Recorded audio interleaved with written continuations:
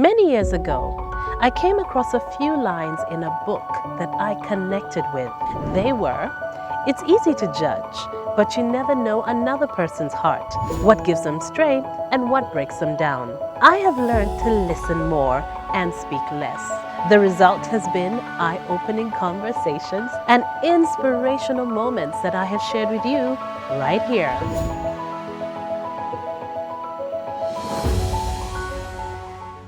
Hello and welcome to another episode of Crystal One-on-One. I am Crystal. Hello. And with me today I have Maritza. Welcome to the show. Hi. How are you? I'm fine and I'm so excited to be here. I'm happy I have to have missed you. you. I know. You know the kind of missing I've missed you from like 2014. Oh. I feel We've just been talking like in passing, but we Yeah. haven't actually seen each other in a while properly. That's true. Yeah. How are you, I'm Crystal? good. I've been keeping track. You have? Track, yes. I'll say artist, Yeah. presenter, media personality, Yeah. Maritza. I'm happy to be here. It's Can I good to tell you have something funny? What? For the longest time, I have been running from interviews. Like, there's a time I legit bolted of Why? running with legs. I don't know. I prefer interviewing. And on top of that, I felt like interviews are for celebs, man. It's like, what are you celebrating? I am here to give you the scoop on celebs. Why do you want to interview me? Well, that happens a lot, I think, with especially radio presenters, because maybe you don't have the cameras in there so much. Yes. So you kind of get used to your nice little comfort zone. God, But you did yes. TV, though. I mean, it's different with TV as well because you can't see the audience either. It's just cameraman. But you're aware of the cameras. You don't have to be. Like, if you don't think about it, you'll do your show and it will be just like radio. Okay. That- So do you at have like least- someone in mind that you're talking to? Yes, I do. I actually do. I'm talking to one person all the time. And that is a trick a lot of people don't know, especially for people who are young and just starting out. Yeah. And they're training. And of course, your first thing is like, oh my God, there's so many people listening to me. This is so terrifying. You just focus on one person and somehow it just gets easier. You know why that's terrible though? When like 5 people in the day tell you, oh, I listened to that. Like, wait, it's not just one guy listening to my show. Like, oh, damn. Well, that's just a reality check. Then you can It's- go back to your nice little bubble. It's a reality check, and also it puts me out of the you're speaking to one person space. Does that make sense? Now I have to be aware of, oh, so there's someone maybe in Nansana, or this time there's a person in Copenhagen, I have to be aware of this.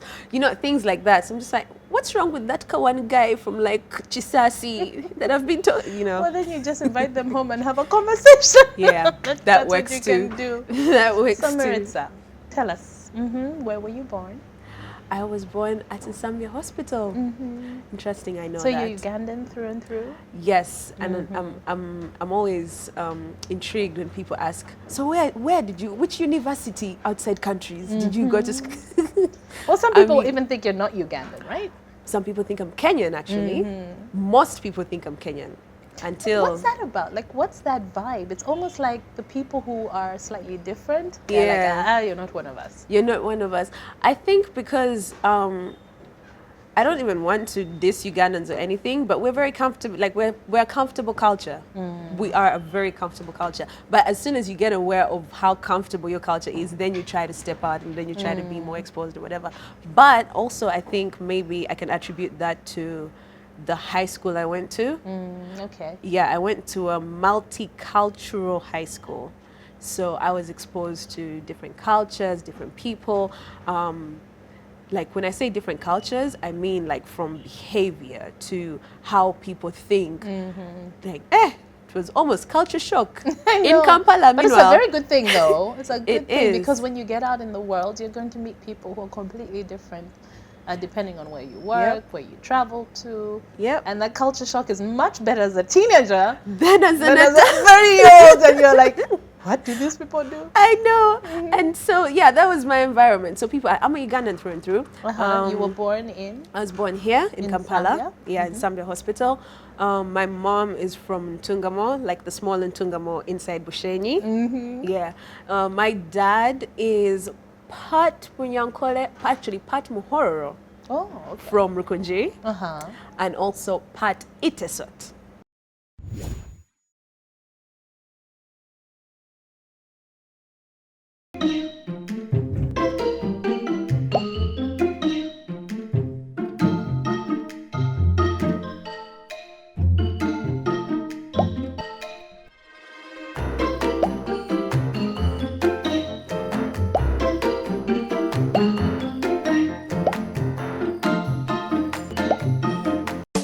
You too can get Chocha. Top up every Monday and get 10 times bonus data bundle with Chocha Monday. Log on to www.smile.co.ug or visit any Smile outlet and top up now. Smile. Now you can. So I think that's where I give off the Kenyan vibe. Okay, Because okay. I'm Pat Itesot. Okay. I think actually out of my sisters, I look the most Itesot. I'm not sure. How many sisters are we talking? I have 2 sisters. 2 sisters. Yes. Any brothers? I do have brothers. I have 2 brothers as well. Okay. One of my brothers is my twin Ah. from another mother. Oh. Okay. Yeah, so I have 2 brothers, and we actually grew up together. So yeah, he's like my twin, which is very interesting. Yeah. Yeah, so I have 2 brothers, 2 sisters. I had 3 sisters. I lost my sister when I was 12. Okay. Yeah, She much older or younger? she was the firstborn actually. Oh wow, that must have been a blow. Oh, for you your have no parents. idea. You have no idea. March is like a dark time in our household. So actually, this March was even a darker time because then she'd been gone longer than she had lived. Right. Okay. So she passed away You were at 14. 12, she I was- was 12. She was 14. So you're the second born, are you? The third. Third. Okay, so you No were family planning. African family planning. African family plan, which is pretty smart because the logic is push once. That's the logic. Yeah, like push once and keep Yeah, it and moving finish. and finish. So yeah, we were very close. Of course, we grew up together, and it was great. And then, yeah, so she passed away when she was 14 and a half years old. She was about to turn 15 that year. And then this year, she has been gone for 15 years. Yeah. Okay, did I you always- get together as a family to remember her? Yeah, yeah. I actually ended up taking the next day off of work. I just called in. I was like, guys, I cannot. So I stayed at home. But what's interesting is the more, because when you suffer grief, it's like, this is not something that only happens to other people. You know what I mean? In your mind, like, oh, so-and-so lost, oh, Bambi, sorry. But in your mind, it's like, this is something that happens to other people. But when grief happens to you that close, it's like culture shock. You know what I mean? It's like an awakening that you're not prepared for. So, yeah. No, that was close in age. Yeah. Very close in age, so I'm sure you were very close. We were very close. Is it alright if I ask what happened? We don't know. We actually don't know. She passed away while she was in school. This is in Buranyanji. Can I share a cute story? It's very cute. She passed away in boarding school, and like she was the first person to go to boarding school. We'd all been to day school. Even in high school, we'd all gone to day school. So for her 3rd year, she goes to boarding school, and then she passed away, I think, in the first term there. And my mom made a decision not to do a postmortem because it's like, why are we disturbing her? She's gone, knowing what killed her is not going to, provide answers. It's like, this is a situation. They explained to us what happened, but it was still very vague. So we just went with that. We're like, she's gone, it's fine, it's okay. So the interesting story is, when my other sister, I think, wanted to go to boarding school years later, my brother, he was still little then. My brother is like, I don't want her to go to boarding school. What if she dies? Oh no. Yeah, so boarding school was a bit of a dark thing in our family for a while. Until after a couple of years. So she passed away in boarding school. We're not very clear. We assume it had something to do because she used to suffer from a lot of fits, which we assume was epilepsy, but we don't know. We don't know for sure. Okay. So, but it's one of those that you make peace with, and you're great. Like, when I think of her name was Teddy. She was such a bear. when I think of Teddy, I'm happy, you know? It's like she's never even really gone away. Like every birthday of mine, I'm like, Teddy, 25, or Teddy, look at me, I'm this age. So Yeah. she's not gone. She's around. I was about to ask because when you lose someone close to you, you tend to talk to them even years later. So you still have conversations. 15 years down the road, I've been in my room like, but you cheeky, also not serious. Not see what you've missed. You get what I mean? It's things like that. And I think one thing I appreciate the most is my mother's upbringing. Okay. Before Teddy passed away, we knew about death. Oh, okay. Yeah, we knew it. We hadn't suffered it like closely, like that close to us, but we knew about death. These are conversations that we had. First of all, bless my mom. By 7, I knew about sex. You know, I was woke. Okay, You know what I mean? Sorry, what does your mom do again?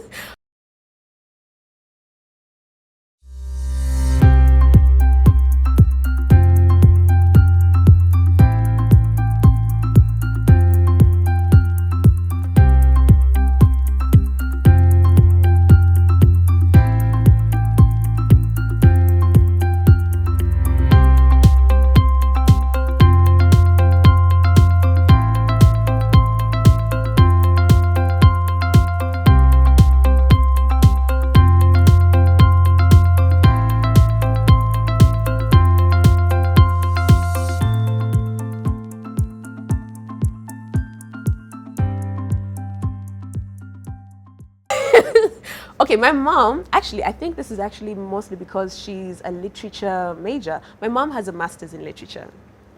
Yeah, and my grandfather, very exposed, like very, very exposed people.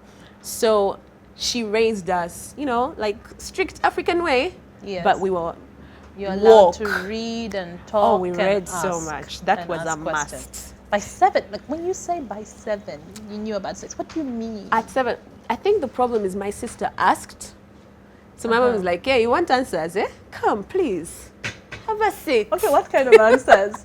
No, like when a man and a woman fall in love. fall in love. The Nah, woman gets straight up. pregnant and they have a baby. There is, I don't remember the words exactly, but I know for a fact I knew about the male body part, I knew about the female body part. I knew once you get married, then the male body part and the Goes female body somewhere. part can come together in sweet harmony. Like stuff like that. Stuff like, I wish I could remember the words she used. I really wish I could, but I don't remember. But it was a household of conversation. Yeah, so That's good because we keep talking about how important it is to talk to children about sex. So even when something happens, they kind of know what's going on. Because many kids are just clueless. They're like, what's going on? And then something bad happens. and the problem is also where they get their information on because they feel like, oh my God, I cannot talk to my mom about this. And then you go down the wrong hole. And it's like, and I think the knowledge or me being aware of what sex was from 7 and just adding on to that knowledge over the years, I think that helped me understand and even make a decision for myself to be like, you know what, I'm ready to have sex. Or you know what, maybe I shouldn't be doing this. So it was a bit less of confusion for me when it came to decisions about sex. So you want I remember a conversation I had, and this person was older, and I asked, and I was told it's messy, it's noisy, and it's smelly. that was the answer you But got. it's also great. But it's also great. Now you see. Those things stayed with me, and I was young, and I was like, what? Did you want to do it anyway? You were like, And I am good. You know what's funny? I think the conversation, the unedited raw conversation about sex allows you to enjoy it more when you're older. Yeah. I really think it does. Absolutely. Because if you don't know what you're doing, which even, there's people I know who are like in their 30s and they've not had good sex. I'm like, why are you punishing yourself? This is not right. So things like that. So the conversations we had in our household, they were real. We had conversations. You have a question to ask, my mom's not going to shy away from that question. She's going to answer that question. So even conversations about death, like that was a conversation. And as much as in our mindset, it was still, it's something that happens to other families. So you kind of knew. Yeah, when we someone knew. passes on. We knew. So now there's a 7-year-old armed with all this information. Which primary school did you go to terrorize other children? Because I'm sure you're like, gather round, gather round. Actually, no, I wasn't really gather around. I was aloof most of my primary school. I was just when I hear people comment about who I was in primary, I'm like, really? That was your perception? Okay, what was the perception? First start there, then you can tell us your version. People's perception was like, oh my God, she's so confident. She doesn't care what people think. I was just aloof. Like, You were just living your I was life. just, you know what I mean? So And I where was went it? pardon? Which school was this? I went to 3 primary schools. Okay. I started out at East Kololo, which was really close to home, and I think that's why we went there. So we lived on Lugogo bypass, and we just walk up the road, go to school, come back home. I think I was there for about 2 years and maybe 1 term. Then I did a term in Mbara Junior. Oh, Yeah, I know, random. why? Because we moved to Mbara for a couple of months. Uh-huh. Yeah, so I did a term in Mbara Junior, then we came back to Kampala, and then I went to Kampala Parents. Uh-huh. Yeah, so P3 up to P7, last term of P3 up to P7, I was in Kampala Parents. So even in Kampala Parents was a culture shock for me because I had one perception of rich people's kids growing up, and then I went to Kampala Parents. I'm like, meanwhile, you guys are just willy-nilly. Like, let me tell you, no offense. What do you mean willy-nilly? Like, people are so uncultured. Like, people had no manners, and it was weird because the most humble people were either from very religious families or like just well-to-do. They were not wealthy families. Yes. But then in Kampala Parents there were a lot of rich kids. Yes. Like yes, a lot. yes. And they were so uncouth. So badly behaved. So badly behaved. It was a culture shock to me because growing up, we were the kids at parties who didn't jump at cake because we knew mommy's eye was watching, right? This is what we do. We'd wait. It's like my mom would be like, "Wait for the plate to reach you." Meanwhile, other people's kids jumping all over the place. Yeah, in Kampala Do not Parents, show kids- you are desperate. Exactly. This is the first time you're eating cake? You know what I mean? Like, kids used to fight for meat. I'm like, but you guys eat chicken, I think even calamari and like shrimp at your home. What, you're fighting for ordinary beef?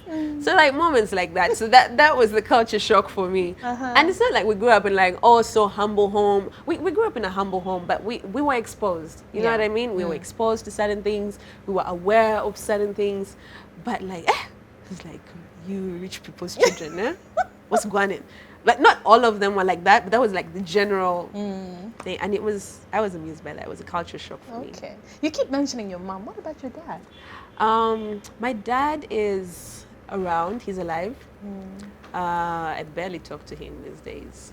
He lives in Nairobi. Okay. He's been in and out. Okay. Yeah, Even back in mostly. the day? Even back in the day. It's weird because I do have a lot of memories with my dad, but then the problem is those memories are what's the word? They're punctuated with memories of absentee, like the absentness of it. It's like, it's really weird. It's like he was there, but he wasn't, but then he was there, but then he really, really wasn't. And then he was there, and then he really, really wasn't.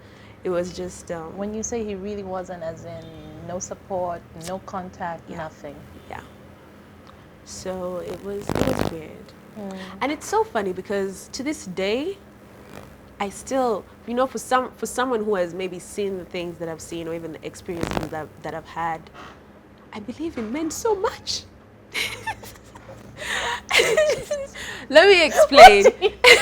Let me explain. Usually the perception, like even from people who have daddy issues, like where it comes from, it's, oh, men are disappointing, men break, like, it's like a very negative. You can't rely. There's like dogs, like the usual. Yeah, there's like a negative vibe in that direction. But then even the few moments that I spent with my father, or the few positives I can take away from him, men are wonderful creatures, They can be. They can be wonderful creatures. And, when you're lucky, and, you appreciate it. Did you have any other father figures? I while he was did. away? My grandfather, my mom's dad. Oh, okay. Yeah, All right. my mom's dad, Shrenkuru, R.I.P. He also passed away. So, yeah, that was my other father figure. But like that was really it. Okay. That was really it. So there were 5 of you, Yes. and your mom at some point was taking care of you single-handedly. Yes. Actually, for most of our life, it was episodes of support. Does that make sense? Yeah. Yeah. Once in a while, he'd show Once up. in a while. How did But she handle I- that? Have you ever had a conversation with her now as an adult? Sometimes we have those conversations. It's, I don't know if this is every African home. You know, it's not like, oh, sit down and let's talk. They just come up like random conversations. Maybe she's watching TV or we're chilling in the sitting room. Like random conversations just comes up. But I think because we're very aware of what she's, you know, had to do and how she's taken care of us and like the sacrifices that she's made. My mom's a great mother. Like, if I had to put anyone on a pedestal, she's like right at the top of the list because she pushed once. First of all, remember So you're that? like 1 year when the Yo, do, re, mi, fa, do, re, mi, like that. So it was that situation, and she made it work. It was hard, and I think even growing up as kids, we could see it sometimes, and we understood it. But I think the older you grow, the more appreciative you are of it. The more you see things from an adult perspective. The more you understand that your parents are human. You know, I saw someone tweet about forgiving your parents. The first thing you need to do is forgive your parents, like as an adult. And for me, I was just about to ask you that because you say your dad was in and out. And have you found yourself at a point where you can forgive him? I don't. Have you ever had a discussion? A with discussion with him? No. Okay. Forgiving your parents, and for me at the time I read it, I think I just didn't care too much about it because I was like, forgive them for what? But then the more I, you know, looked back at it, I was like, yeah, you actually have to forgive your parents because as much as you want to put your mom on a pedestal, there's things you'll remember and be like, you get what I mean? Like, but mommy, you know? So, and it's like small things that you realize that she's just a human being, or things that maybe your father did, even if he was like the most perfect father in the world, that will always annoy you. So like, oh yeah, he's just human. And they were doing the best they can. And they were doing the best they can, you know? Sometimes. Sometimes. I'm not also going to let everyone off the hook. You know? So there's those who did the best they could, and then there's those who are just like, yeah, it's a party. They go live their lives out here on the street. So that type of thing.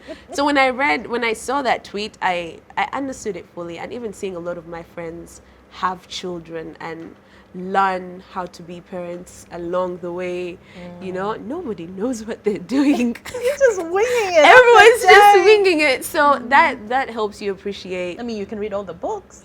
But you guys, it takes a village. It really takes a village.